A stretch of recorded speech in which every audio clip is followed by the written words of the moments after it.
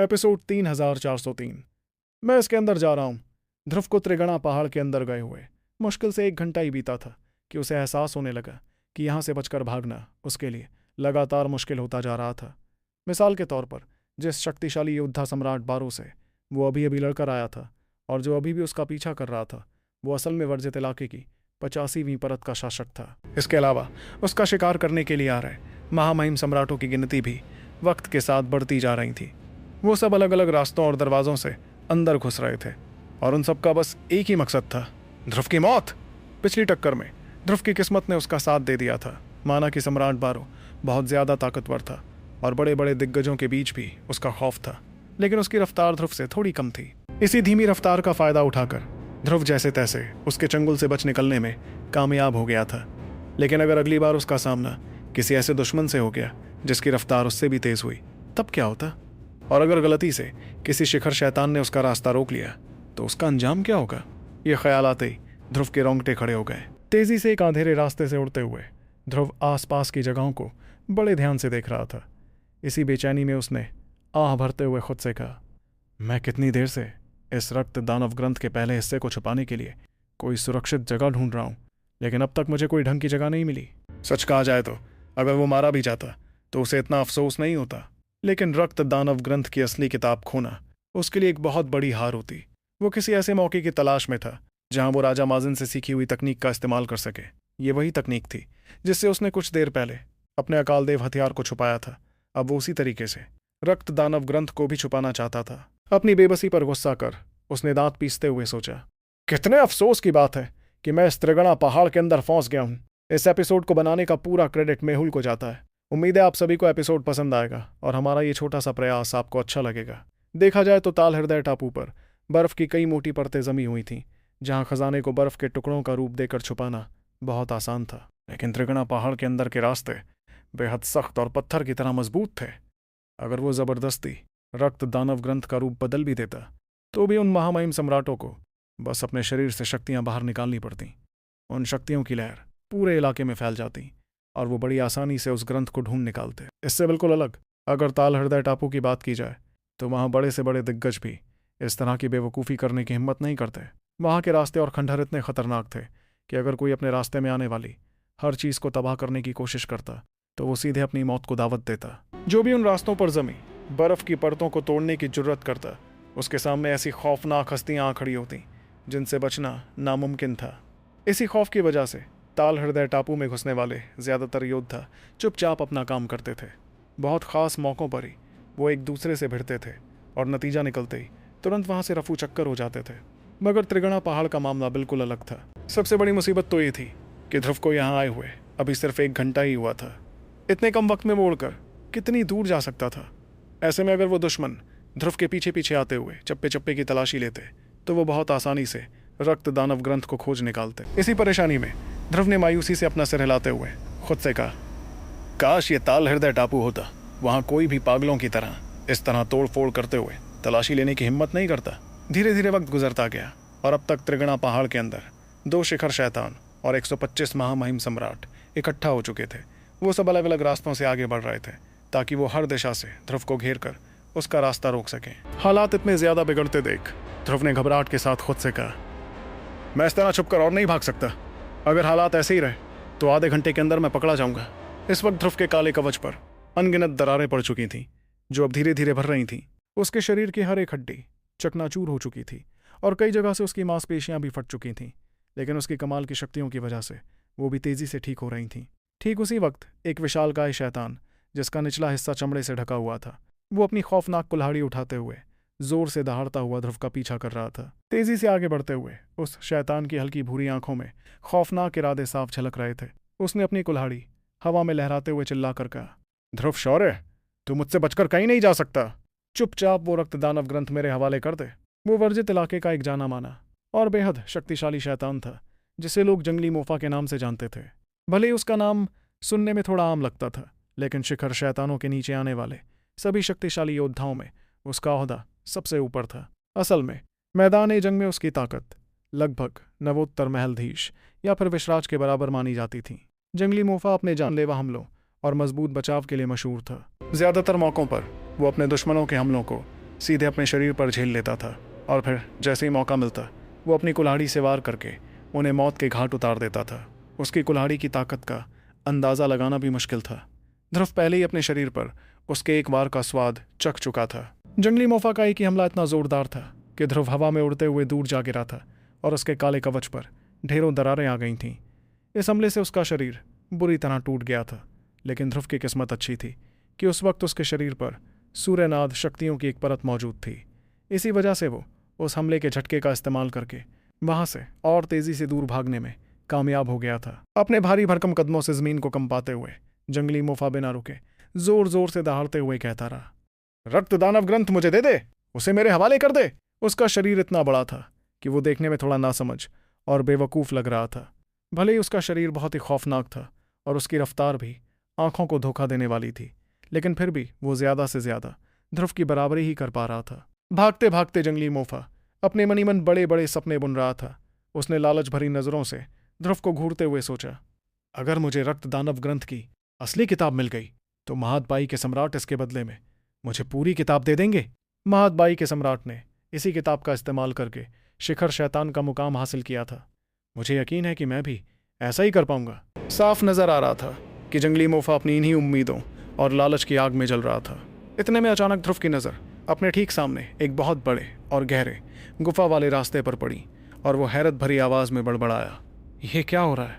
दरअसल वो जिस रास्ते से गुजर रहा था वो तेजी से बड़ा होने लगा और दूर की कई गुफाओं से जाकर जुड़ गया। सामने जो विशाल गुफा का मुंह था उसकी चौड़ाई काफ़ी ज़्यादा थी, बल्कि उस गुफा का मुंह इतना बड़ा था कि उसके अंदर इतनी तेज़ हवाएं खिंच रही थीं कि वहाँ एक खौफनाक बवंडर बनता हुआ दिख रहा था। जैसे ही ध्रुव उस बवंडर के करीब पहुंचा तो उसका शरीर अपना संतुलन खोने लगा। उस गुफा की खिंचाव शक्ति हद से ज़्यादा खतरनाक थी। इस खतरे को देखकर भी ध्रुव ने बेबाकी से फैसला करते हुए कहा, मुझे नहीं पता आगे क्या होने वाला है, लेकिन मैं इसके अंदर जा रहा हूँ। वो बिना किसी झिझक के आगे बढ़ा, क्योंकि वो अच्छी तरह जानता था कि अगर वो यूं ही भागता रहा तो उसके जिंदा बचने की उम्मीदें वक्त के साथ कम हो जाती। इसलिए इतनी खतरनाक खिंचाव शक्ति वाले खौफनाक रास्ते का सामना करते हुए भी उसने अपनी रफ्तार ज़रा भी कम नहीं की। इसके बजाय उसने उसी खिंचाव की शक्ति का फ़ायदा उठाया और पहले से भी दुगनी रफ्तार से उसके अंदर घुस गया। ये नज़ारा देखकर जंगली मोफा के कदम अचानक लड़खड़ा गए और उसने हैरानी से चिल्लाते हुए कहा, इसने ये क्या कर दिया? उसकी रफ्तार अब धीरे धीरे कम होने लगी थी और कुछ ही पलों में वो उस विशाल गुफा के मुंह के ठीक सामने जाकर पूरी तरह रुक गया। साफ दिख रहा था कि अब उसकी हिम्मत ध्रुव का और पीछा करने की नहीं हो रही थी। उस बवंडर को देखकर जंगली मोफा के चेहरे पर भी डर साफ झलकने लगा और उसने घबराते हुए सोचा, यह जगह बहुत ज़्यादा खतरनाक है, कहीं इसके अंदर मेरी जान ही ना चली जाए। इसी हिचकिचाहट में कुछ पल सोचने के बाद उसके शरीर से एक परछाई बाहर निकली जो तुरंत उस खौफनाक बवंडर के अंदर चली गई। गुफा के उस अंधेरे रास्ते में हवा का बवंडर लगातार और भी ज़्यादा तेज़ और खौफनाक होता जा रहा था। हर चीज़ को निगल जाने वाली उस तेज़ हवा के बहाव में ध्रुव की रफ्तार भी बेतहाशा बढ़ती जा रही थी। इतना ही नहीं, वहाँ के आसपास का आयाम भी मुड़ता और टूटता हुआ दिखाई दे रहा था। भले ही ध्रुव की अपनी रफ्तार पहले से महज दोगुनी ही थी, लेकिन उस इलाके में वक्त और आयाम के मुड़ने की वजह से वो एक ही झटके में कभी लाखों किलोमीटर तो कभी सीधे करोड़ों किलोमीटर का सफ़र तय कर ले रहा था। हालात ऐसे हो गए थे कि उसने अपनी तरफ से रफ्तार बढ़ाने की हिम्मत ही नहीं की। वो देख रहा था कि कैसे वो तेज़ हवा उसे तिनके की तरह अपने साथ उड़ा ले जा रही थी और उसके शरीर पर से उसका अपना काबू पूरी तरह खत्म हो चुका था। ध्रुव उस गुफा के रास्ते में किसी तेज़ तूफान की तरह आगे बढ़ता जा रहा था। गुफा का एक ख़ास हिस्सा बहुत ही काला और बेहद लंबा था। तभी अचानक उसकी आंखों में एक चमक सी आई और वो चौंकते हुए बोला, वो रोशनी किस चीज़ की है? उसे दूर से एक रोशनी दिखाई दी थी जो गुफा के अंदर एक दूसरे रास्ते का मुंह था, लेकिन अपनी सूझबूझ दिखाते हुए ध्रुव ने उस रास्ते के अंदर न जाने का फैसला किया। इसके बजाय वो गुफा के मुख्य रास्ते में ही आगे उड़ता रहा। हवा की तेज़ आवाज़ों के बीच वो बिना रुके आगे बढ़ता गया और अपने आसपास आने वाले हर छोटे बड़े रास्ते को नज़रअंदाज करता रहा। उन तेज़ हवाओं के थपेड़े सहते हुए ध्रुव ने अपने दिमाग पर जोर डाला और सोचा, ज़रूर यही वो जगह है जिसे त्रिगणा पहाड़ का शैतानी भंवर कहा जाता है, और यही इस खंडर की सबसे ज़्यादा खतरनाक जगह भी है। सच कहा जाए तो ये त्रिगणा पहाड़ की सबसे खौफनाक जगह थी, इतनी खौफनाक कि ये किसी शिखर शैतान की जान भी ले सकती थी। त्रिगणा पहाड़ के अंदर अनगिनत रास्ते बिछे हुए थे जो सभी जाकर इसी शैतानी भंवर से जुड़ते थे।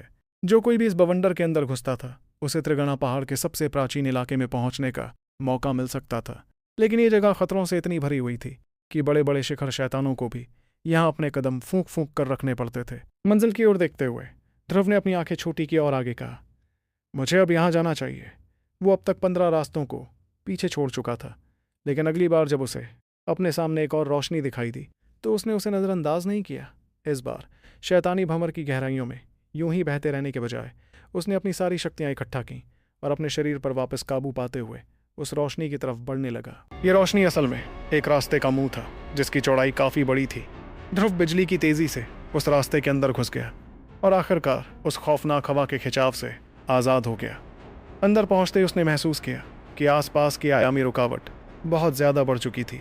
जब उसने अपने सामने देखा तो उसे हल्की रोशनी वाले आसमान के नीचे एक अंधेरी दुनिया दिखाई दी। वहाँ की ज़मीन का हिस्सा बहुत ही फीका लेकिन चमकदार था, बिल्कुल किसी रेगिस्तान की तरह। वो जगह पूरी तरह से सपाट थी, जहाँ कोई भी ऊंची नीची जगह नजर नहीं आ रही थी। आसपास का मुआयना करते हुए ध्रुव ने गहरी सोच में डूबकर खुद से कहा, ज्यादातर शक्तिशाली हस्तियां इस जगह के अंदर आने से पहले 1-2 बार जरूर हिचकिचाएंगी, लेकिन शिखर शैतानों के बारे में ऐसा नहीं कहा जा सकता। वो जानता था कि खतरे उनके लिए कोई बड़ी बात नहीं थे। फिर उसने फिक्र भरे लहजे में आगे सोचा, अगर उन्होंने कर्म का इस्तेमाल किया तो वो मुझे यहाँ बहुत आसानी से ढूंढ निकालेंगे। मुझे जल्द से जल्द कोई ना कोई तरकीब सोचनी ही होगी। यही सोचते हुए ध्रुव उस अनजान और वीरान दुनिया का बारीकी से कोना कोना छानने लगा। ध्रुव ने अपनी नजरें घुमाते हुए चारों तरफ देखा। उसकी देखने की ताकत इतनी जबरदस्त थी कि वो आसानी से इस पूरी दुनिया का फैलाव भांप सकता था। जहां वो इस वक्त खड़ा था वो पूरी तरह से एक बंजर और रेतीला इलाका लग रहा था। और तो और उसे वहां किसी दूसरे शख्स की मौजूदगी का एहसास तक नहीं हो रहा था। तभी जमीन को ध्यान से देखते हुए ध्रुव ने कुछ सोचकर खुद से कहा, यहाँ की जमीन तो पूरी तरह से कंकड़ पत्थरों और बजरी से बनी है। इतना सोचते ही वो तुरंत नीचे की तरफ उतरा। जैसे उसके कदम उस बजरी वाली जमीन पर पड़े तो उसके पैर थोड़े से अंदर धंस गए और पीछे 2 निशानों की छाप छोड़ गए। जमीन के निशानों को देखते हुए ध्रुव ने अपने मन में सोचा, जब मैं अपनी जान बचाकर इस त्रिगणा पहाड़ से भाग रहा था तो रास्ते में आने वाली सभी चीज़ें बहुत मजबूत थीं, जिन्हें तोड़ना नामुमकिन था। फिर अचानक मुझे ये कंकड़ पत्थर और बजरी कैसे मिल गए? उसके बाद अपनी नज़रें नीचे गड़ाते हुए उसने खुद से सवाल किया, क्या मुझे देखना चाहिए कि इस बजरी के नीचे आखिर है क्या? अगले ही पल ध्रुव के शरीर से ज़बरदस्त सूर्यनाद शक्तियाँ बाहर निकलीं और वो शक्तियाँ तेज़ी से उसके नीचे मौजूद बजरी को हटाने लगीं। देखते ही देखते अनगिनत कंकड़ और पत्थर किनारे होने लगे और ध्रुव के ठीक नीचे एक बड़ा सा गड्ढा बन गया। जैसे जैसे सफ़ेद रोशनी की तेज़ और चमचमाती किरणें फैल रही थीं, वैसे वैसे और भी ज़्यादा बजरी बाहर की तरफ धकेली जा रही थी। वो गड्ढा अब और गहरा होता जा रहा था और आसपास बजरी का ढेर बढ़ता जा रहा था। कुछ ही देर में वो गड्ढा 10,000 किलोमीटर की गहराई तक पहुंच गया। आसपास जमा हुई बजरी की परत अब काफ़ी मोटी हो चुकी थी। तभी अचानक अपनी आंखें सिकोड़ते हुए ध्रुव ने कहा, चिकने कंकड़ों की परत इस तरह अचानक से गायब कैसे हो गई? वो देख रहा था उसके नीचे जो गोल और चिकने कंकड़ थे वो अब गायब हो चुके थे। उनकी जगह मोटे मोटे पत्थरों और अजीब आकारों वाले टुकड़ों ने ले ली थी जो गोल भी नहीं थे। ये नज़ारा देखकर उसने अपना हाथ हवा में लहराते हुए कहा, आखिर ये बला है क्या? क्या चौथे पड़ाव का बृहद देव बनने से पहले तक इस जगह में सुरक्षित रह पाएगा ध्रुव? और क्या होगा? एपिसोड 3404, मेरे कवच को ये क्या हो रहा है। उसके ऐसा करते ही एक मोटा सा पत्थर उड़कर सीधे उसके हाथ में आ गया। उसने ध्यान से देखा तो वो सभी मोटे टुकड़े राख जैसे सलेटी रंग के थे। ध्रुव ने तुरंत अपनी मुट्ठी कसकर उस पत्थर को तोड़ने की कोशिश की, लेकिन अपनी पूरी ताकत लगाने के बाद भी वो उन पत्थरों का बाल भी बांका नहीं कर पाया। वो टुकड़े हद से ज्यादा सख्त थे। तब उस पत्थर को नीचे फेंकते हुए ध्रुव ने खुद से कहा, मुझे और अंदर जाकर देखना होगा। उसकी सूर्यनाद शक्तियाँ अभी भी जमीन के अंदर गहराई में जा रही थीं और अनगिनत पत्थरों को किनारे कर रही थीं। वो जितना गहरा जा रहा था बजरी उतनी ही मोटी होती जा रही थी और पत्थरों के आकार भी उतने ही अजीब होते जा रहे थे। ये सब देखकर ध्रुव के दिमाग में कुछ अंदाजे लगने शुरू हो गए थे। और फिर जैसे ही वो 60,000 किलोमीटर की गहराई पर पहुंचा तो उसके चेहरे का रंग ही उड़ गया। उसे वहाँ एक बेहद खौफनाक और बेहिसाब बड़ी काली हड्डी दिखाई दी। वैसे तो ध्रुव ने जो गड्ढा खोदा था वो बहुत ही ज्यादा चौड़ा था, लेकिन फिर भी वो उस हड्डी का सिर्फ एक छोटा सा हिस्सा ही देख पा रहा था। फिर बिना कोई वक्त जाया किए ध्रुव ने तुरंत अपनी सूर्यनाद शक्तियों को काबू करते हुए उस हड्डी को ऊपर की तरफ खींचना शुरू किया। एक तेज आवाज के साथ वो काली हड्डी ऊपर हवा में खिंचती हुई आ गई। अब साफ देखा जा सकता था कि उसकी चौड़ाई कम से कम 16 करोड़ किलोमीटर थी और वो जगह जगह से टूटकर चटकना शुरू हो गई थी। इसके अलावा उस हड्डी के ऊपर बहुत सारे छोटे छोटे कण तैर रहे थे। वो सारे कण राख जैसे सलेटी रंग के थे और पास से देखने पर पता चला कि वो वही बजरी थी जिसे ध्रुव ने थोड़ी देर पहले ऊपर देखा था।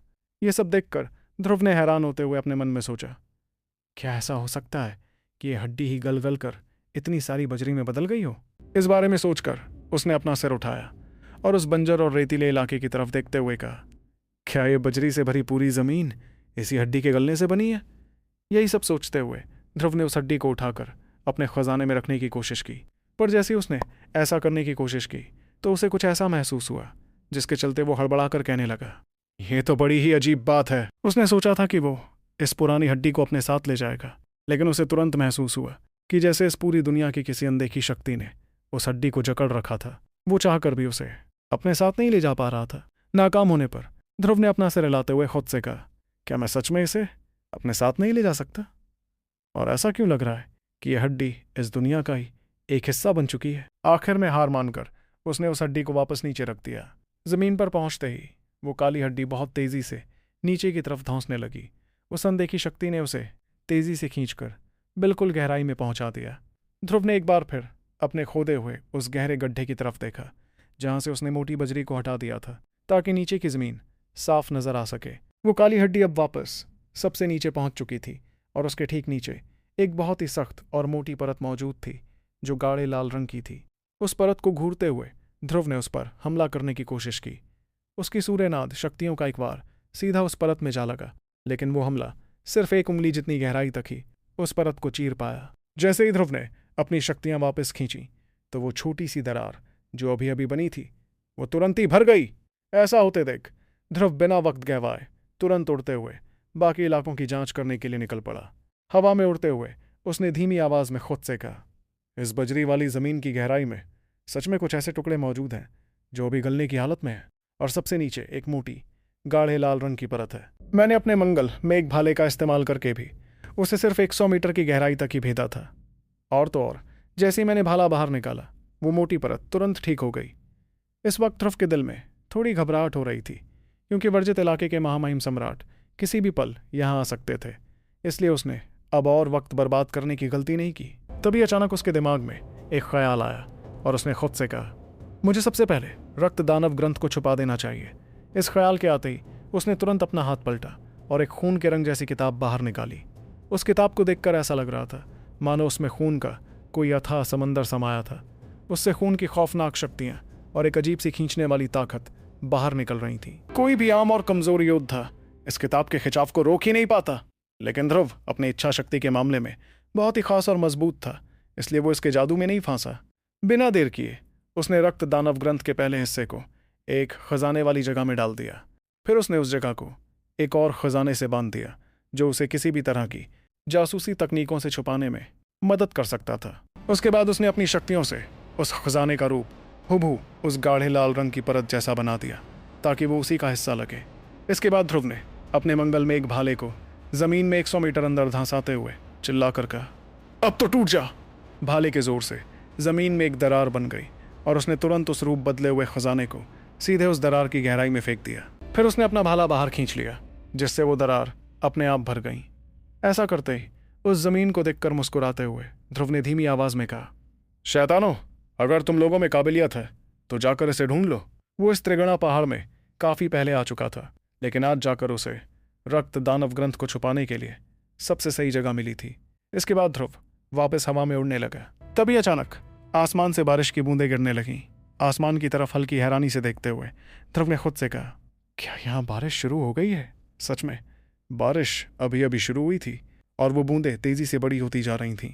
तभी अपने शरीर पर मौजूद काले कवच को देखते हुए ध्रुव के चेहरे का रंग थोड़ा बदल गया और उसने कहा, ये मेरे कवच को क्या हो रहा है? वैसे तो वहां की बारिश बहुत आराम से गिर रही थी, लेकिन वो ध्रुव के शरीर को घेरने वाली सूर्यनाद शक्तियों की परत को चीरते हुए सीधा अंदर आ रही थी।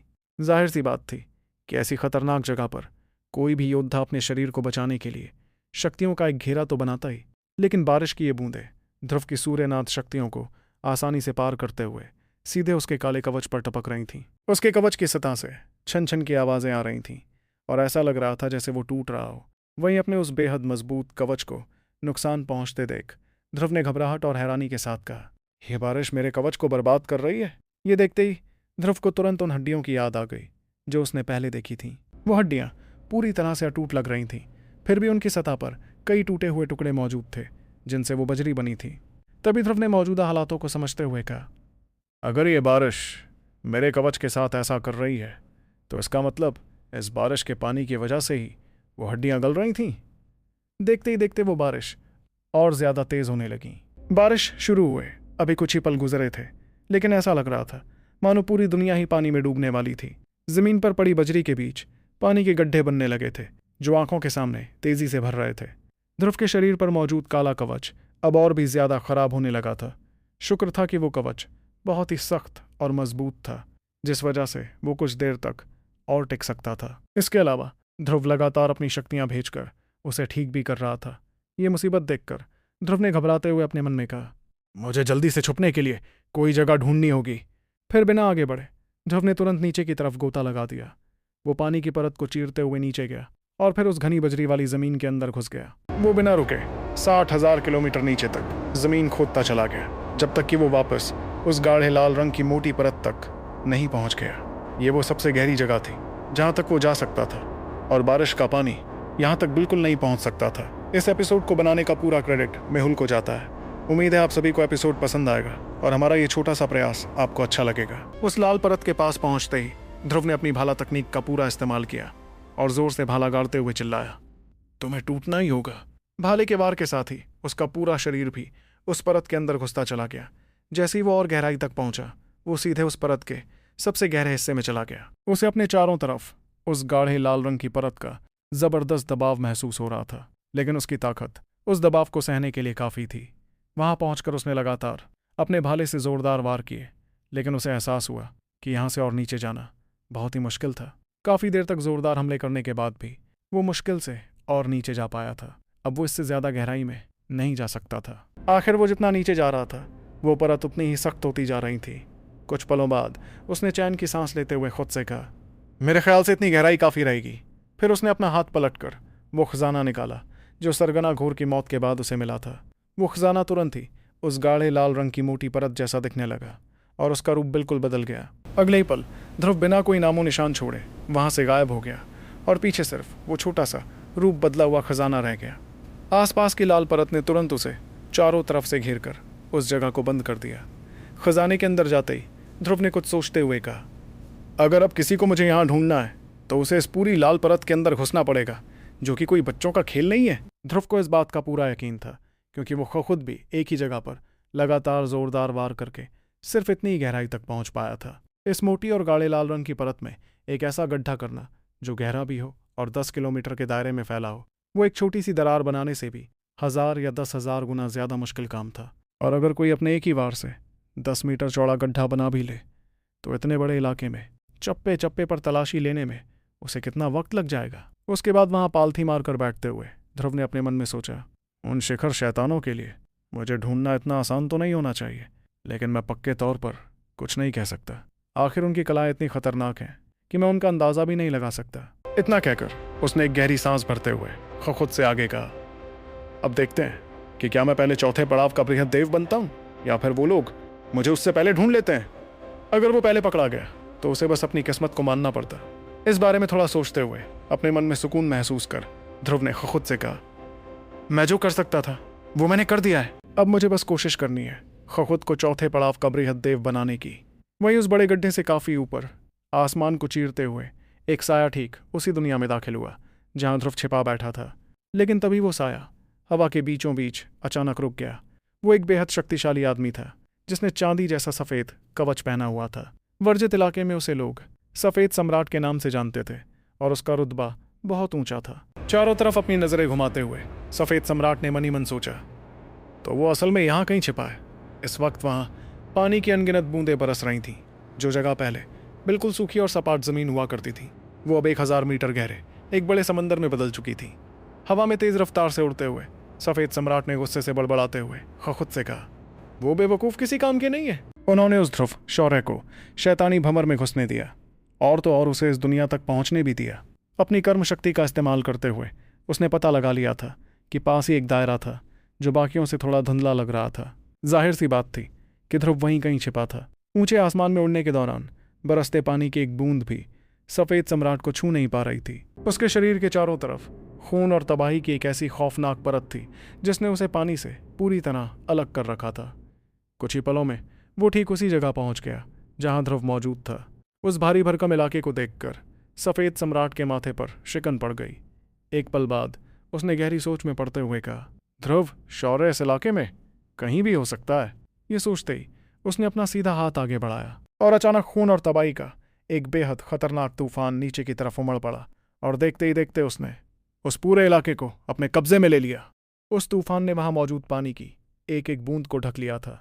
इसके तुरंत बाद वहां जमा सारा पानी हवा में तैरने लगा, जिससे नीचे की सूखी और सपाट जमीन साफ नजर आने लगी। यहां तक कि जमीन पर पड़े छोटे छोटे पत्थर भी उस खौफनाक शक्ति की गिरफ्त में थे। धीरे धीरे वो सारा पानी इकट्ठा होकर एक बहुत बड़ी गेंद में बदल गया। बात सिर्फ इतनी ही नहीं थी, जमीन के नीचे हजारों किलोमीटर की गहराई तक का पूरा हिस्सा खून और तबाही की शक्ति से घिर चुका था। मिट्टी और पत्थर हवा में उड़ने लगे थे, जिसके नीचे गहरे लाल रंग की परत साफ दिखाई देने लगी। वो तबाही की परत इस जगह को पानी से बचा रही थी। आसपास देखते हुए उसकी नज़र एक खास जगह पर पड़ी, जहां देखकर उसने कहा, बस कुछ पलों की और बात है, फिर वो ध्रुव शौर्य मेरे सामने होगा। क्या सच में ध्रुव को ढूंढ निकालेगा सफेद सम्राट, या फिर उससे पहले ध्रुव चौथे पड़ाव का बृहदेव बनने में हो जाएगा कामयाब? एपिसोड 3405। ध्रुव को कोई खोज नहीं पा रहा। एक खास जगह पर कुछ देर देखने के बाद भी जब सफेद सम्राट को कुछ नहीं मिला तो उसने अपना इरादा बदल दिया।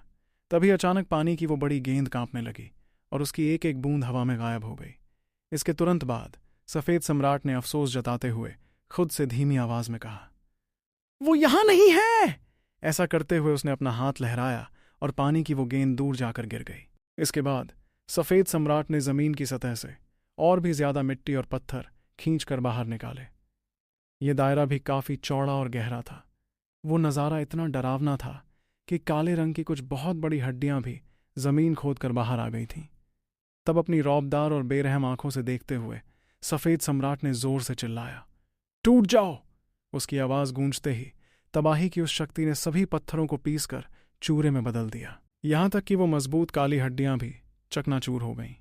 कुछ ही देर में वहां सिर्फ अनगिनत काले कण बचे थे, जो बाकी सफेद पत्थरों से बिल्कुल अलग दिख रहे थे। एक पल बाद सफेद सम्राट ने मायूसी में अपना सिर हिलाते हुए खुद से कहा, वो यहां भी नहीं है। अपनी बात पूरी कर उसने उन सभी कणों को बहुत दूर फेंक दिया, जहां वो पानी के पास जाकर गिरे। इन नाकामियों के बाद सफेद सम्राट को अब सच में सिरदर्द महसूस होने लगा।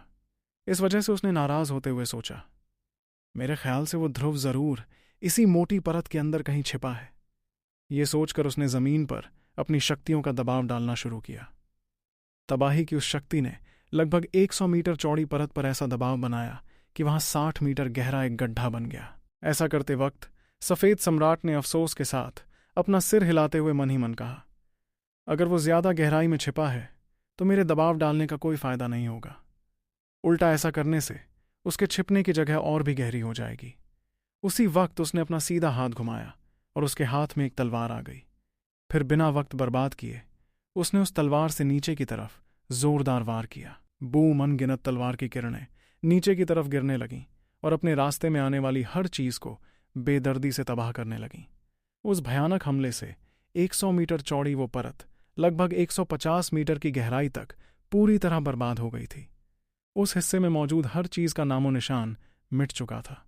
अगर ध्रुव ने इतना खौफनाक हमला देखा होता तो वो पक्का दहशत में आ जाता। आखिर उसने भी अपने भाले से एक ही जगह पर पूरी ताकत लगाई थी, लेकिन फिर भी वो 120 मीटर से ज्यादा गहरा गड्ढा नहीं बना पाया था। इतने में सफेद सम्राट ने अपना सिर हिलाते हुए सोचा, उसकी ताकत से वो 100 मीटर से ज्यादा गहराई में नहीं जा सकता। इसका मतलब है कि उसे ढूंढने के लिए मुझे कम से कम इतनी गहराई तक तो वार करना ही होगा। इसके साथ ही उसे एक और बात की फिक्र सताने लगी, जिसके चलते उसने आगे कहा, अगर मैं एक हमले में सिर्फ इतने से हिस्से को ही नुकसान पहुंचा सकता हूं तो इस पूरे इलाके को छानने में मुझे कितना वक्त लग जाएगा। ये सच में एक बहुत ही लंबा वक्त होने वाला था। अगर ये मामला किसी बहुत ही जरूरी चीज का होता तो शायद सफेद सम्राट हर एक हिस्से को छानने की मेहनत कर भी लेता। अगर इस छोटे से काम में सालों भी लग जाते तो भी वो पीछे नहीं हटता। आखिर ताकतवर लोग इतने ही सब्र वाले होते थे। लेकिन रक्त दानव ग्रंथ का पहला हिस्सा सफ़ेद सम्राट की नज़रों में इतना भी अनोखा नहीं था, खासकर तब जब वो महाकला सिर्फ उन लोगों के काम की थी जो अकाल शैतान या उससे नीचे थे। सबसे बड़ी बात तो ये थी कि सफ़ेद सम्राट ताकत के जिस मुकाम पर था, वहाँ किसी पूरी की पूरी महाकला का भी कोई खास मोल नहीं रह जाता था। हाँ, अगर वो कोई बेहद अनोखी कला होती तो बात अलग थी। यही सब सोचते हुए सफ़ेद सम्राट त्रिगणा पहाड़ से बाहर निकला और एक ही कदम बढ़ाकर आसमान की ऊंचाइयों में जा पहुंचा। उसके वहां पहुंचते ही बादलों से बनी कुछ कुर्सियां और एक मेज़ अपने आप वहां तैयार हो गईं। अपनी कुर्सी पर आराम से बैठकर सफ़ेद सम्राट शराब का लुत्फ उठाने लगा। उसी दौरान उसने अपनी शक्तियों का दायरा फैलाकर वर्जित इलाके के उस पूरे हिस्से को अपने कब्जे में ले लिया। अब अगर ध्रुव त्रिगणा पहाड़ से बाहर निकलता तो उसका बचकर भागना नामुमकिन था। और जहां तक ध्रुव की ताकत का सवाल था, सफ़ेद सम्राट को उस चीज़ की जरा भी परवाह नहीं थी। इतने में उसके बगल में अचानक एक और साया उभरा, जिसने मजाकिया अंदाज में उससे कहा, क्या बात है, खुद सफ़ेद सम्राट ने हार मान ली।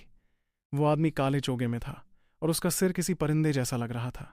उसकी आंखों से एक धुंधली सी सुनहरी रोशनी भी चमक रही थी।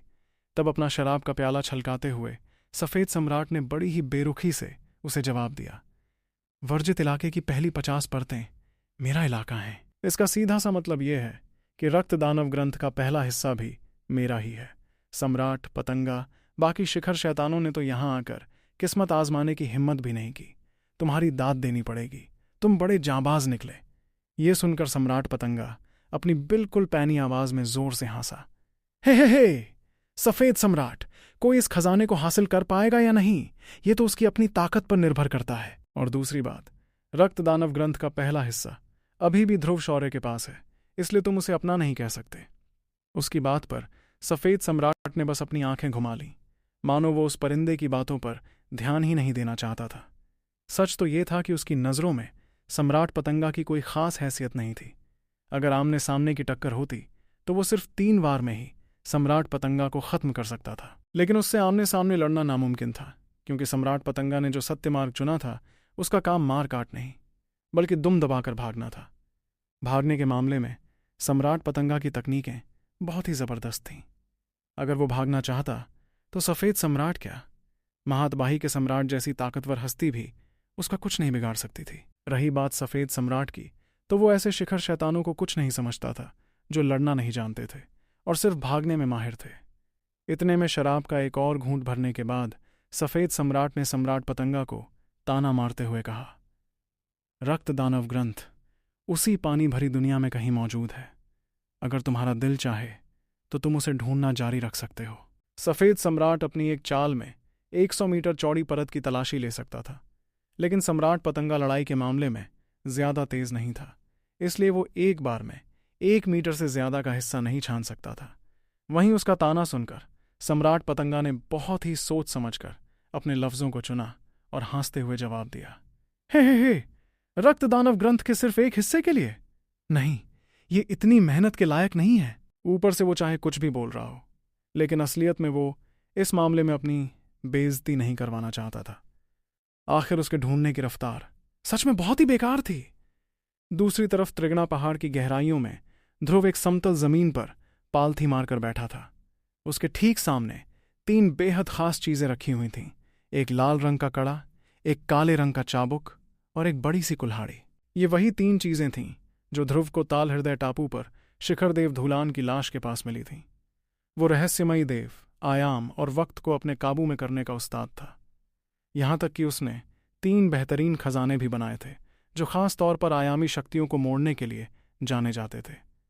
उन चीजों को गौर से देखते हुए ध्रुव ने अपने मन में कुछ सोचकर कहा, मुझे इन 3 चीजों को समझने के लिए थोड़ा वक्त निकालना ही होगा। माना कि उसके गुरुजी महाराजा ने उसे आयामी देवतारा से जुड़ी कई बारीक और काम की बातें बताई थीं, लेकिन फिर भी ध्रुव चाहता था कि वो महाराजा के बताए रास्तों पर चलने से पहले इन 3 खजानों में छिपे राज खुद समझे।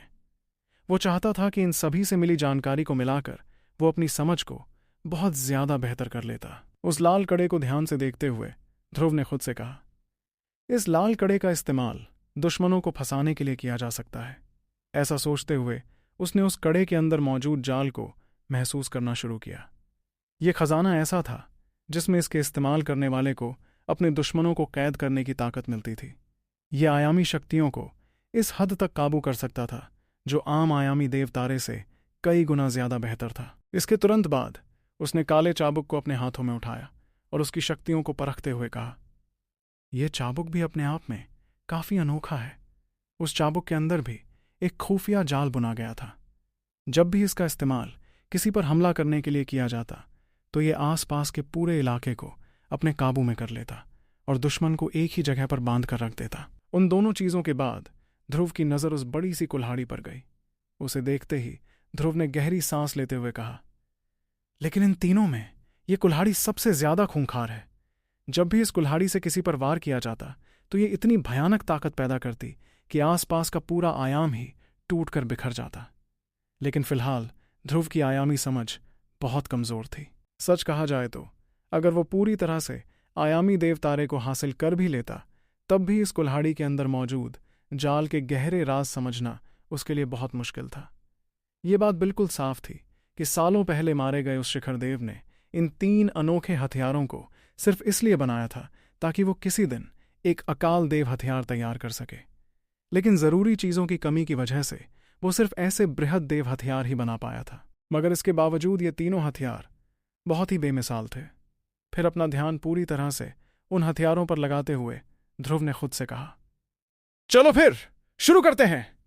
वहीं दूसरी ओर जब ध्रुव दुनिया से कटकर अपनी ट्रेनिंग में लगा हुआ था, बाहर मौजूद सभी महामहिम सम्राट खुद को बहुत लाचार महसूस कर रहे थे। वो पानी की दुनिया महामहिम सम्राटों के लिए बहुत ज्यादा खतरनाक जगह थी। यहां तक कि सबसे ताकतवर सम्राटों को भी उस पूरे इलाके का चप्पा चप्पा छानने के लिए काफी मशक्कत करनी पड़ रही थी। जब उन्हें एहसास हुआ कि उन्हें बहुत ज्यादा बड़े इलाके में ध्रुव को खोजना पड़ेगा तो उन सभी ने हार मान लेने का फैसला किया। आखिर उनके खोजने की रफ्तार बहुत ही धीमी थी। अगर वो सैकड़ों सालों तक भी खोजते रहते तब भी वो मुश्किल से एक छोटे से हिस्से को ही छान पाते, और अगर वो इससे भी ज्यादा वक्त लगाते तो जिस रफ्तार से ध्रुव खुद को बेहतर कर रहा था उतने वक्त में तो वो एक बेहद शक्तिशाली योद्धा बन चुका होता। उन सभी को अपनी हदें पता थीं, इसलिए उन्होंने उसका पीछा करना छोड़ दिया। वक्त गुजरता गया और ध्रुव लगातार छुपा रहा। वो एक बार भी बाहर नहीं आया। त्रिगणा पहाड़ पर इकट्ठा हुए महामहिम सम्राटों को अपनी मेहनत का कोई भी सिला नहीं मिला था। उल्टा उनके 6 साथी उन खंडहरों के अंदर ही मारे गए। इसी दौरान बाहर की दुनिया में लोगों ने आपस में कानाफूसी करते हुए कहा, क्या वो किसी भी हाल में उसे नहीं खोज पा रहे हैं? तब उनमें से एक ने जवाब देते हुए कहा, ध्रुव वर्जित इलाके के त्रिगणा पहाड़ में छुपा हुआ है। कोई भी सम्राट उसे ढूंढ नहीं पा रहा है, लेकिन उसे कभी न कभी तो बाहर आना ही होगा, है ना? और जैसे ही वो बाहर निकलेगा उसके पास बचने का कोई रास्ता नहीं होगा। यह खबर न सिर्फ वर्जित इलाके में बल्कि पूरी देवों की दुनिया में भी आग की तरह फैल चुकी थी। सभी शक्तिशाली हस्तियां और यहां तक कि चौथे पड़ाव के बृहद देव भी इसी मामले पर चर्चा कर रहे थे। लेकिन धीरे धीरे त्रिगणा पहाड़ का माहौल सच में शांत हो गया। ज्यादातर महामहिम सम्राट वर्जित इलाके के उस हिस्से को छोड़कर अपने अपने इलाकों में लौट गए थे। सिर्फ कुछ गिने चुने लोग ही थे जो अपनी हार मानने को तैयार नहीं थे, और उन्होंने वहीं रुकने का फैसला किया। इस बीच देवों की दुनिया और वर्जित इलाके में इस घटना पर ध्यान देने वाले लोगों की गिनती भी धीरे धीरे कम होने लगी थी। देखते ही देखते कुछ महीनों का वक्त यूं ही बीत गया। इस दौरान ध्रुव अपनी आंतरिक दुनिया में मौजूद एक ऊंचे पहाड़ की चोटी पर खड़ा था और उसके हाथ में वही लाल कड़ा था। अगले ही पल उसने अपना हाथ हवा में लहराया और वो लाल कड़ा उड़कर दूर चला गया।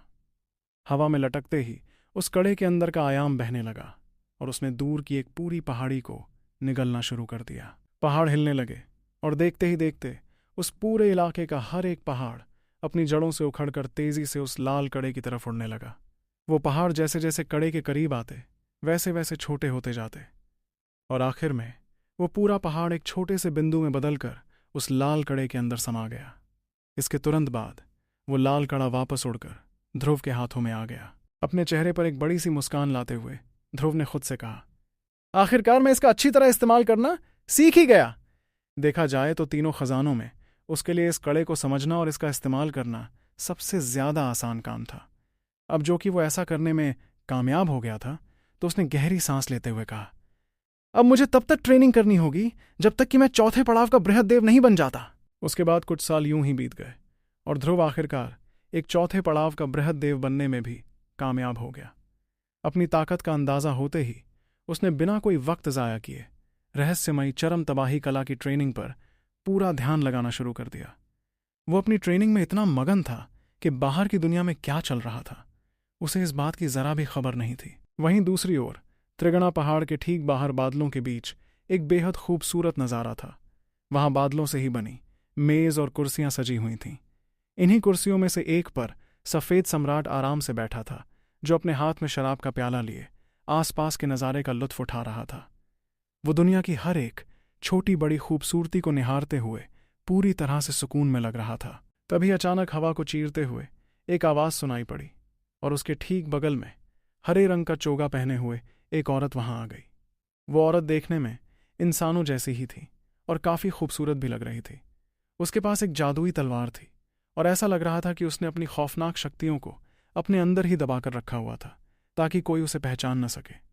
उस औरत को देखते ही सफ़ेद सम्राट की आंखें हल्की सी हैरानी से बड़ी हो गईं। उसने तुरंत खुद को थोड़ा सीधा किया और फिर मुस्कुराते हुए इज्जत भरे अंदाज में उस औरत से कहा, मुझे अंदाज़ा नहीं था कि आप यहाँ तशरीफ़ लाएंगी महारानी। आइए यहाँ बैठिए। उसकी ये बात सुनकर वो औरत हल्की सी हंसी के साथ कुर्सी पर बैठ गई और उसने मजाकिया लहजे में कहा, सफ़ेद सम्राट, तुम भी कमाल करते हो। बादलों से भरी इस जगह को ही अपना घर बना बैठे। फिर सफ़ेद सम्राट ने हंसकर उस औरत से सवाल किया, महारानी हरिता, आज ऐसी क्या खास बात हो गई कि आपको यहां आना पड़ गया? कौन है ये महारानी हरिता और कौन सी जरूरी खबर लेकर आई है वो सफ़ेद सम्राट के पास? कैसे ध्रुव जल्द से जल्द अपनी ट्रेनिंग खत्म कर बाहर निकल पाएगा और क्या होगा जब उसका सामना होगा सफ़ेद सम्राट से? एपिसोड 3404, मेरे कवच को ये क्या हो रहा है। एपिसोड 3406, आखिरकार वो बाहर आ ही गया। इस सवाल पर उस औरत ने अफसोस में अपना सिर हिलाया और तंज कसते हुए बोली, तुम सच में बहुत बेपरवाह हो गए हो बूढ़े सम्राट। किसी महाकला के उस बेकार से पहले हिस्से के लिए तुम यहां बैठे बैठे अपना बेहद कीमती वक्त बर्बाद कर रहे हो। उसकी बात का बुरा माने बिना सफ़ेद सम्राट ने आराम से जवाब दिया, वैसे भी मेरे पास करने के लिए कुछ खास काम नहीं है। अगर मुझे उस महाकला का पहला हिस्सा मिल गया तो मैं उसे अपने शिष्यों को सिखाने के काम में इस्तेमाल कर लूंगा, या फिर उसके बदले महातबाही के सम्राट से कोई बढ़िया सा खजाना बदल लूंगा। ये सुनते ही उस औरत के चेहरे की हंसी एकदम से गायब हो गई और उसने बेहद संजीदा आवाज में कहा, मैं यहां तुम्हें एक बहुत जरूरी बात बताने आई हूं। वहीं उस औरत का ये गंभीर रूप देखकर सफ़ेद सम्राट के चेहरे पर भी थोड़ी हैरानी नजर आने लगी और उसने आवाज में हल्की सी घबराहट के साथ औरत से पूछा, जरूरी बात? ऐसी कौन सी बात है जिसने आपको इतना परेशान कर दिया? इस पर औरत ने हामी भरते हुए अपना सिर हिलाया और उसे पूरी कहानी बतानी शुरू की। हाँ, बहुत जरूरी बात है। जिस वक्त तुम यहां बेपरवाह होकर बैठे थे उस वक्त सरताज ने मुझे विषराज, लहसा महल के महाराजा और तबाही के सरताज को एक साथ एक बहुत बड़े काम के लिए बुलाया था। उसकी बात के बीच में ही सफ़ेद सम्राट ने हैरानी से टोकते हुए अपना पूरा ध्यान उसकी बातों पर लगाया और कहा, क्या? सरताज और लहसा महल के महाराजा और तुम लोग एक साथ? तब उस औरत ने अपनी बात आगे बढ़ाते हुए गुस्से से भरे अंदाज में कहा, धूमकेतु देव सच में बहुत चालाक शख्सियत है और उसने अपना कोई भी मौका हाथ से जाने नहीं दिया। इस बार हम सब उसकी साजिश का शिकार हो गए। उसने मरम लोक के लीडर और रानी शिरांसा के साथ मिलकर सरताज नालिम के रूप को मार डाला और वो सभी लोग एक बहुत ही कीमती खजाना अपने साथ ले उड़े। इस लड़ाई में मेरे और तबाही के सरताज के रूप के साथ विषराज का अवतार भी मारा गया और लहसा महल के महाराजा वो उन तीनों का सामना करने के बावजूद लड़ाई के मैदान से अकेले ही बचकर निकलने में कामयाब हो गए। ये खौफनाक खबर सुनते ही सफ़ेद सम्राट दंग रह गया। उसका मुंह हैरानी और खौफ के मारे खुला का खुला रह गया था और उसने सदमे में कहा, क्या? सरताज नालिम का रूप मारा गया? वैसे तो इस लड़ाई में सरताज नालिम का सिर्फ एक रूप ही मारा गया था, लेकिन वो रूप वर्जित इलाके के 3 शासकों में से एक यानी खूंखार सरताज नालिम का था। उनका नकली रूप भी इतनी आसानी से नहीं मारा जा सकता था, जिसे सुनकर साफ अंदाजा लगाया जा सकता था कि वो लड़ाई कितनी खतरनाक और जानलेवा रही होगी। खुद को थोड़ा संभालते हुए सफ़ेद सम्राट ने अफसोस में अपना सिर हिलाया और कहा, रानी शिरांसा और लहसा महल के महाराजा की तो आपस में बहुत अच्छी बनती थी। मुझे तो यकीन ही नहीं हो रहा कि ऐसे नाजुक वक्त पर वो दोनों एक दूसरे के दुश्मन बन जाएंगे। उसकी इस बात पर सामने मौजूद औरत ने भी मायूसी से अपना सिर हिलाते हुए जवाब दिया। जब भी कोई इतना बड़ा मौका सामने आता है तो क्या हमेशा ऐसा ही नहीं होता? भला कौन सा शक्तिशाली योद्धा ऐसा होगा जो सबसे आगे निकलकर उस मुकाम को हासिल करना नहीं चाहेगा? ये सुनकर सफ़ेद सम्राट के अंदर की बेचैनी और ज्यादा बढ़ गई और उसने हड़बड़ाते हुए तुरंत पूछा, लेकिन वो खजाना आखिर था क्या जिसके लिए इतनी बड़ी तबाही मच गई? तब सामने मौजूद औरत कुछ पलों के लिए सोच में पड़ गई और उसके चेहरे पर थोड़ी झिझक भी साफ नजर आ रही थी। फिर इस तरह झिझकने के बाद उसने उन्हें पूरी बात बताई। मैं पक्के तौर पर तो कुछ नहीं कह सकती, लेकिन मैंने जो देखा वो कड़ाही जैसा लग रहा था जिसमें से खौफनाक खून जैसी शक्तियां बाहर निकल रही थीं।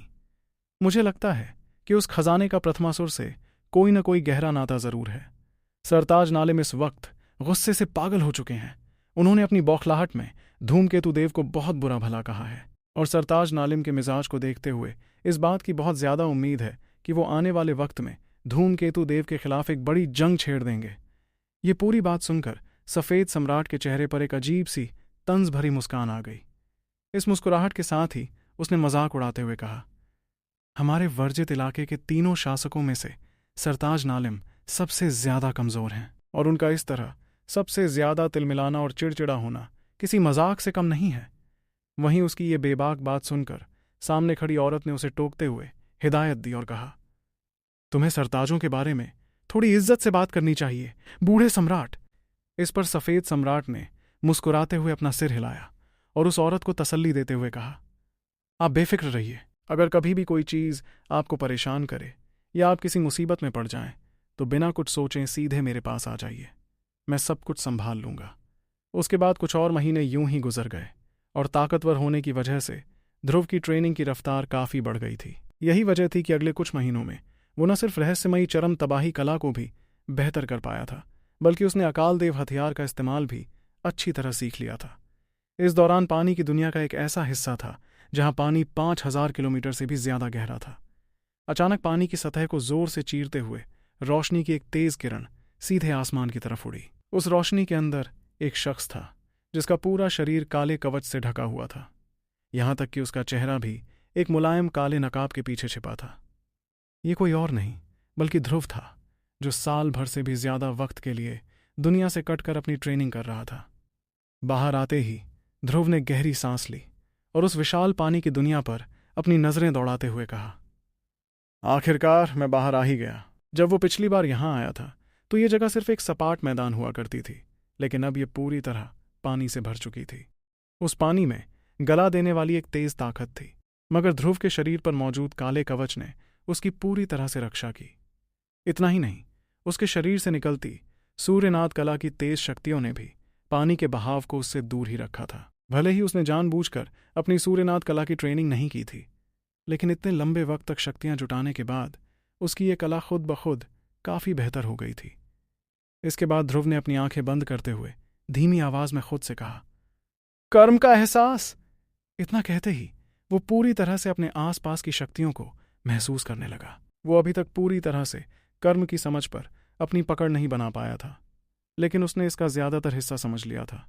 अपनी इन शक्तियों के जरिए वो उन अनगिनत ख्याली कर्म धागों को महसूस कर सकता था जो उसके शरीर को दूसरी जिंदगियों से जोड़ रहे थे। इनमें से सबसे साफ धागा वो था जो उसे उसके असली शरीर से जोड़ता था। ये धागा एकदम गहरा काला था और बिल्कुल असली लग रहा था। कोई भी दुश्मन उसे मारते वक्त इसी कर्म का इस्तेमाल करके सीधे उसके असली शरीर पर हमला कर सकता था। वैसे देखा जाए तो उसका असली शरीर इंसानी दुनिया में था, जहां वो वहां के नियमों की सुरक्षा में था।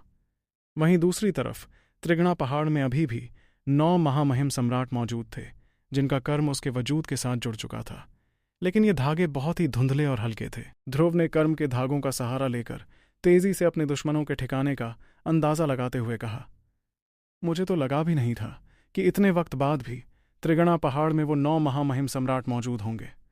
वैसे उसके जैसे फुर्तीले योद्धा का पीछा करना उन दुश्मनों के लिए इतना भी आसान नहीं था।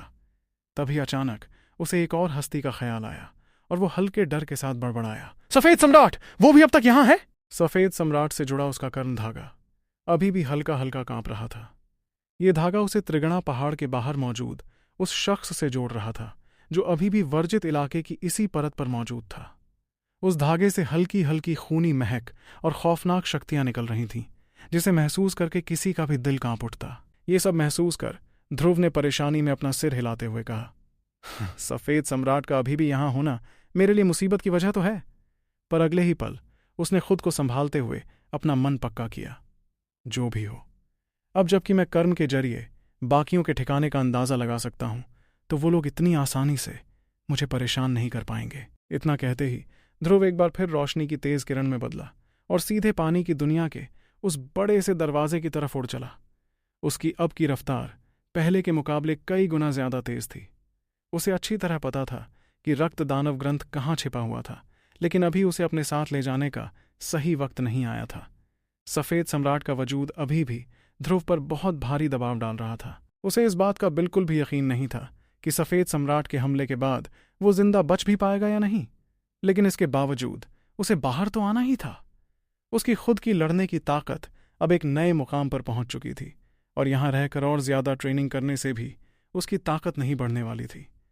पानी की दुनिया के उस दरवाजे को पार करते ही वो तुरंत शैतानी भंवर के अंदर दाखिल हो गया। शैतानी भंवर में आते ही ध्रुव ने अपनी रफ्तार थोड़ी धीमी की और खुद से कहा, मुझे यहां से जाने की कोई जल्दी नहीं है।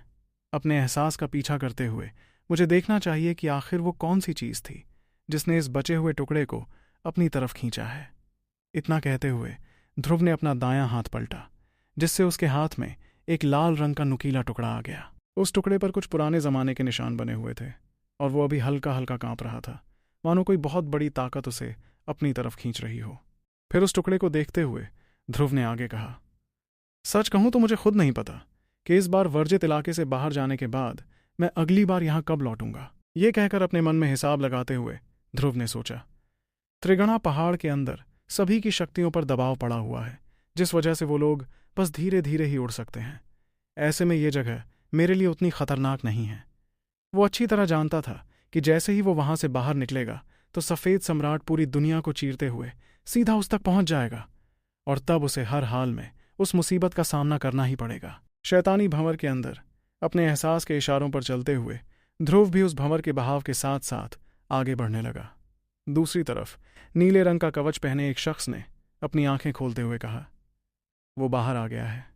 उस शख्स के माथे से एक अकेला सींग बाहर निकला हुआ था, और उसकी आंखें गहरे पीले रंग की थीं। ये उसका इंसानी रूप था, जबकि असलियत में वो पूरे वर्जित इलाके की एक बहुत ही खौफनाक और महान हस्ती था, जिसका नाम था दायरा सम्राट।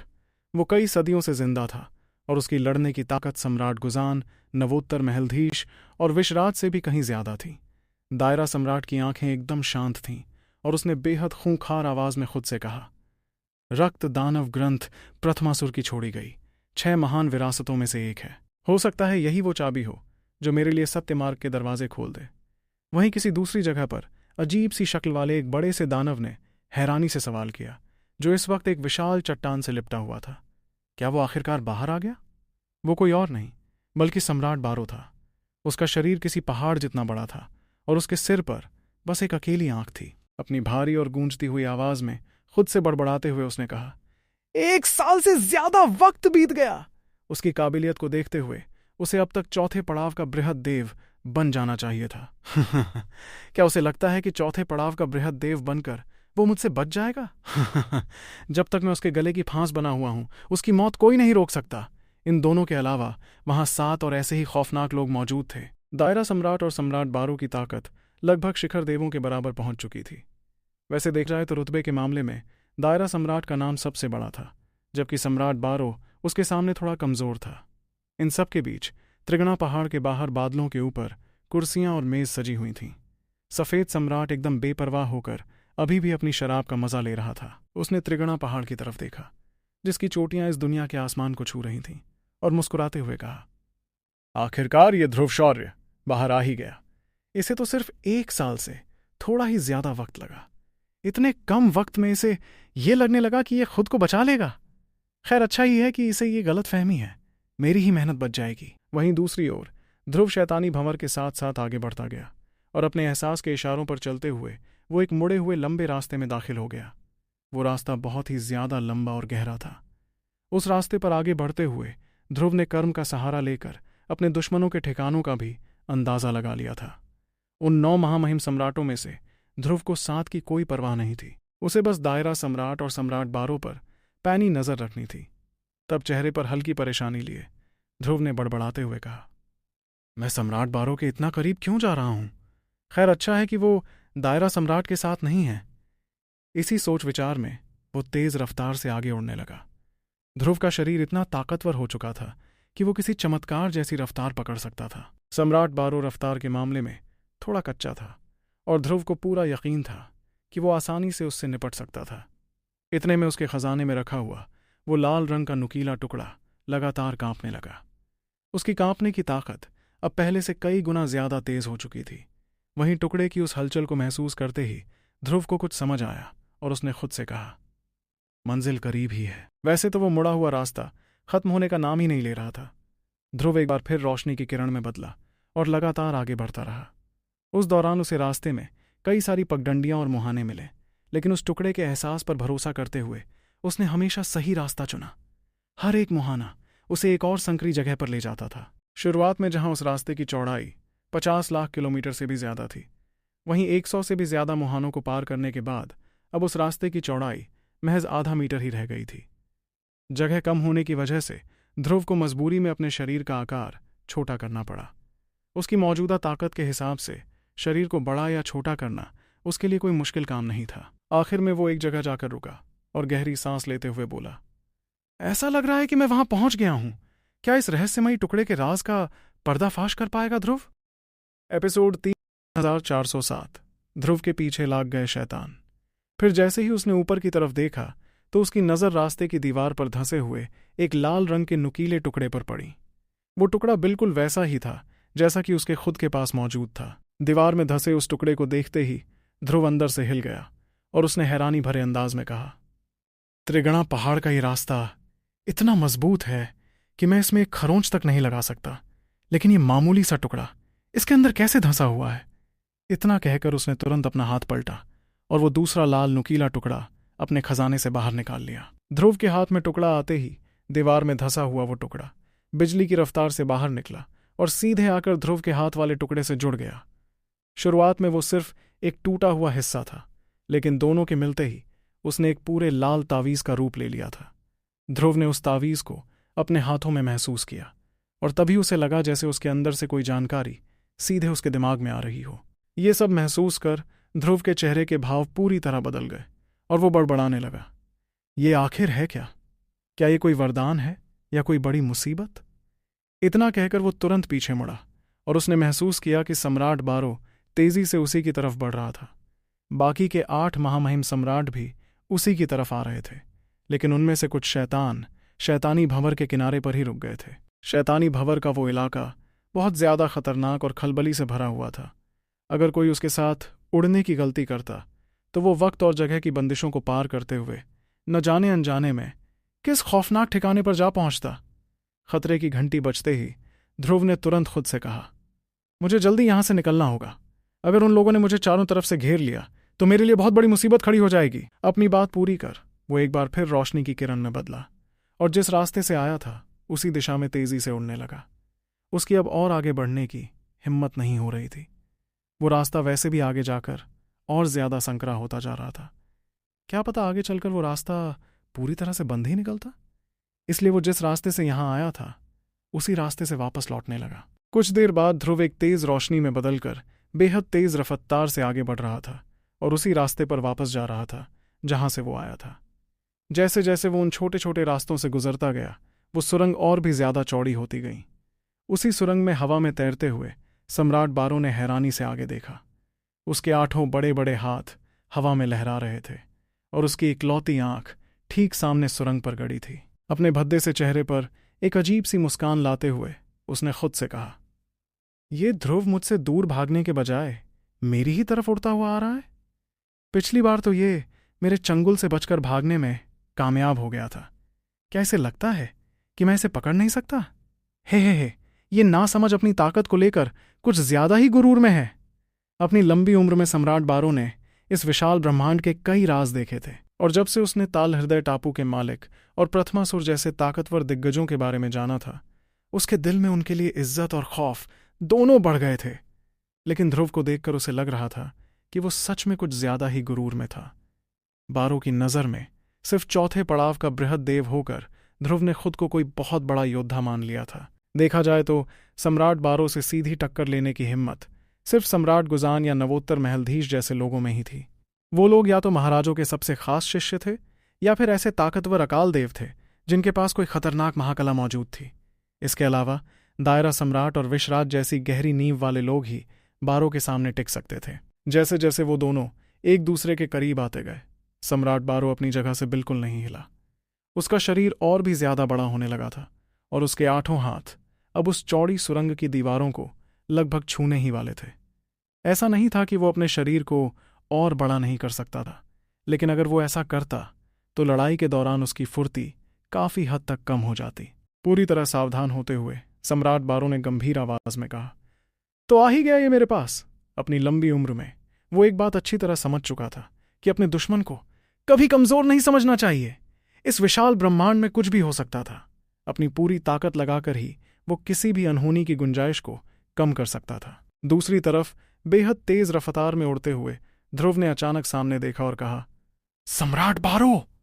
उसकी आंखें आसानी से वक्त और आयाम के असर को चीरते हुए सम्राट बारो के उस विशाल शरीर को देख पा रही थीं। अगर वो लोग बाहरी दुनिया में होते और त्रिगणा पहाड़ के दबाव का उन पर कोई असर नहीं होता तो ध्रुव और भी दूर तक देख सकता था। लेकिन अपनी रफ्तार को बिना कम किए ध्रुव ने मुस्कुराते हुए आगे कहा, लगता है इसे खुद पर बहुत भरोसा है। इतना कहते ही उसके हाथ में अचानक एक लाल रंग का भाला आ गया। वो कोई और नहीं बल्कि उसका मंगल मेघ भाला था। उन दोनों के बीच का फासला तेजी से कम होने लगा। तभी सम्राट बारो की भारी आवाज पूरी सुरंग में गूंज उठी, ध्रुव शौर्य, तुम इस रास्ते से गुजर कर नहीं जा सकते। उसकी इस चेतावनी पर ध्रुव ने भी उसी अंदाज में चिल्लाकर जवाब दिया, सम्राट बारो, ये रास्ता बहुत बड़ा है, तुम मुझे रोक नहीं पाओगे। ऐसा कहते हुए भी उसने अपनी रफ्तार जरा भी कम नहीं की। वहीं ध्रुव की बात सुनकर सम्राट बारो का चेहरा और भी ज्यादा गंभीर हो गया। फिर उसने अपने मन में हिसाब लगाते हुए सोचा, इस ध्रुव की रफ्तार तो सच में बहुत तेज है। इसके वजूद से महसूस हो रहा है कि ये अब चौथे पड़ाव का बृहद देव बन चुका है और इसकी रफ्तार भी पहले के मुकाबले कई गुना बढ़ गई है। पहले ही ये मुझसे थोड़ा तेज था और अब तो उड़ने के मामले में मैं इसकी बराबरी कर ही नहीं सकता। लेकिन मेरी खासियत भागना नहीं बल्कि आमने सामने की लड़ाई करना है। अपनी तरफ तेजी से आते हुए ध्रुव को देखकर सम्राट बारो ने तुरंत हमला करने की तैयारी शुरू कर दी। अगले ही पल उसके 8 विशाल हाथ तेजी से हिलने लगे। उनकी हरकत से वक्त और आयाम में एक खलबली सी मच गई और उसके हाथों ने मिलकर एक बहुत बड़ा आयामी भंवर बना दिया। उस भंवर के अंदर से एक बेहद खतरनाक खिंचाव और तबाही की ताकत पैदा होने लगी। इस खतरनाक ताकत की वजह से उनके आसपास कई सारे गोले बनने लगे। देवों की दुनिया देखते ही देखते उन 8 हाथों ने पूरी सुरंग को अपने कब्जे में ले लिया था। उस पूरे रास्ते पर फैले आयामी भंवर की वजह से ध्रुव के पास अब बचकर निकलने की कोई जगह नहीं बची थी। रास्ते को बंद देखकर ध्रुव ने गहरी सांस भरते हुए कहा, इसे लगता है कि ये सच में मुझे रोक लेगा। अब इसे बताने का वक्त आ गया है कि इतने वक्त तक मैंने बैठकर सिर्फ सांसें ही नहीं ली हैं। इतना कहते ही उसने अपने हाथ में मौजूद भाले से जोरदार हमला कर दिया। वो भाला तुरंत ही लंबा हो गया। उस भाले की नोक के आसपास बिल्कुल घने अंधेरे के कई सारे घेरे बन गए। एपिसोड 3000 और उन अंधेरे घेरों के बाहर ध्रुव को ऐसी रोशनी नहीं पा रहा जो आंखों को चकाचौंध कर दे। वो चमकती हुई रोशनी किसी छोटे सूरज की तरह लग रही थी। वो भाला एपिसोड 3000 हुए सूरज में बदल चुका था और उसने उस आयामी भंवर को बीच से चीर कर रख दिया। आसपास मौजूद कई छोटे छोटे गोले भी पल भर में तबाह होने लगे। उस भंवर का खिंचाव अब बिल्कुल बेकाबू हो गया था और वो आयामी बवंडर बुरी तरह कांपने लगा था। तभी वो 8 विशाल हाथ एक साथ हमला करने के लिए आगे बढ़े। भाले की ताकत सीधे उन 8 हाथों से जाकर टकराई। ये देखते ही सम्राट बारो ने हैरानी भरी आंखों से कहा, क्या इसका भाला इतना ज्यादा ताकतवर कैसे हो गया? उसे साफ महसूस हो रहा था कि ध्रुव के भाले में एक बेहद खतरनाक ताकत थी। वो ताकत इतनी ज्यादा थी कि सम्राट बारो उसे दबा नहीं पा रहा था। खुद को बचाने के लिए उसने तुरंत अपने सिर को पीछे की तरफ खींचा। तब वो भाला उन 8 हाथों की रुकावट को चीरता हुआ तेजी से उसके सिर के बिल्कुल बगल से निकल गया। इसके तुरंत बाद ध्रुव ने बिजली की रफ्तार से अपने भाले को एक तरफ घुमाया। सम्राट बारो का एक हाथ बड़ी फुर्ती से पीछे हटा था। आयाम और वक्त में हुए बदलाव की वजह से वो हाथ अजीब तरीके से भाले के ठीक सामने आ गया। फिर वो भाला जोर से उस हाथ से टकराया और इसके तुरंत बाद उसने सीधे सम्राट बारो के सिर पर एक जोरदार वार कर दिया। इस हमले से सम्राट बारो का वो विशाल शरीर एक तरफ छिटक गया और वो जोर से सुरंग की पथरीली दीवार से जा टकराया। दीवार से टकराने के बाद सम्राट बारो ने अंदर ही अंदर खौफ खाते हुए सोचना शुरू किया, इसकी ताकत तो बहुत ही ज्यादा है, ये तो मुझसे भी कई गुना ज्यादा ताकतवर है। मुझे तो लगता है कि सभी शक्तिशाली लोगों में से सिर्फ दायरा सम्राट जैसी ताकत वाले लोग ही अब इसे अपनी ताकत के दम पर दबा सकते हैं। इस बात का एहसास होते ही सम्राट बारो पूरी तरह सावधान हो गया। दीवार से जोरदार टक्कर खाने के बावजूद सम्राट बारो ने गुस्से में चीखते हुए कहा, तू बचकर नहीं जा सकता ध्रुव। भले ही वो अंदर से थोड़ा हिला हुआ था, लेकिन उसने अपनी खुद की बनाई महाकला का सबसे जानलेवा हमला करने में जरा भी देर नहीं की। एक ही पल में उसके सारे हाथ झटके से टूटकर अलग हो गए। उसके असली जिस्म पर नए हाथ उगने लगे थे और वो टूटे हुए हाथ तुरंत ही गहरे लाल रंग के दानवों में बदल गए। उन सभी के सिर पर 2 सींग थे और उनके घुटने उल्टी तरफ मुड़े हुए थे। उनका शरीर बहुत ही गठीला था और उन 8 दानवों के पीछे एक हाथ जैसी लंबी पूंछ थी। इसी बीच ध्रुव ने जोर से चिल्लाते हुए कहा, हट जाओ मेरे रास्ते से सम्राट बारो। उसने सम्राट बारो पर हमला करने के साथ ही बेहद तेज रफ्तार में वहां से भागना शुरू कर दिया था। जैसे ही वो 8 हाथ दानवों में बदले, ध्रुव उन्हें चीरते हुए आगे बढ़ चुका था। उनमें से जो 2 दानव उसके सबसे करीब थे, वो गुर्राते हुए उसका रास्ता रोकने की कोशिश करने लगे, लेकिन ध्रुव जरा भी नहीं रुका। उसने अपनी पूरी ताकत लगाते हुए अपना भाला हवा में लहरा दिया।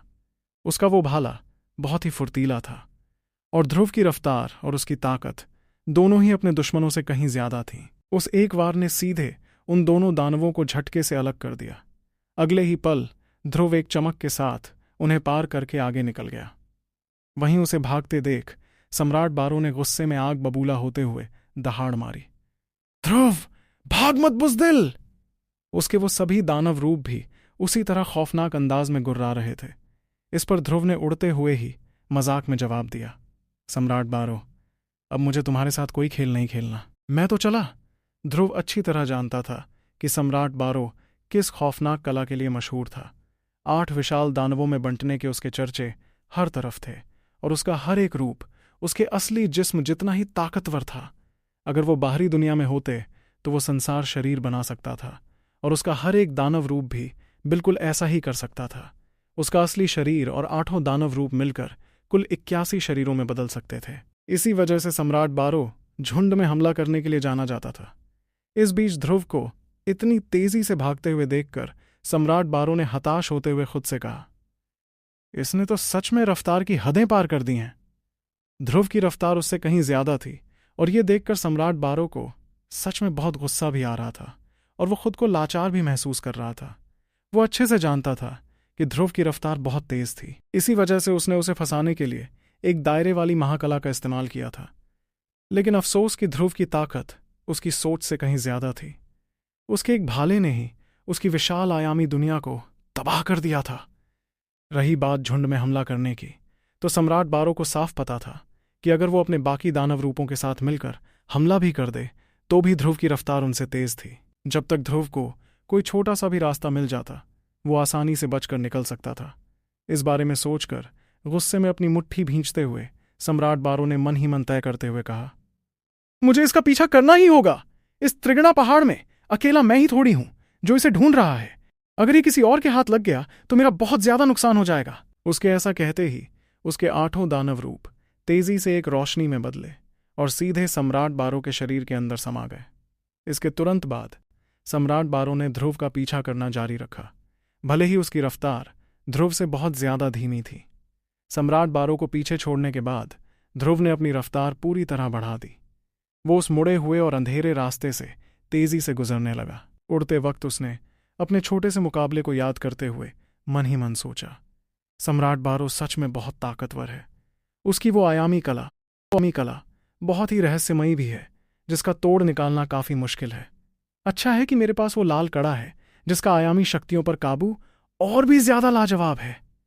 वो दुनिया की विधि से कहीं ऊपर है और सीधा आयामी सत्य मार्ग को खोलता है। सम्राट बारो भले ही ताकतवर हो, लेकिन उसने अभी तक अपना सत्य मार्ग नहीं खोजा है।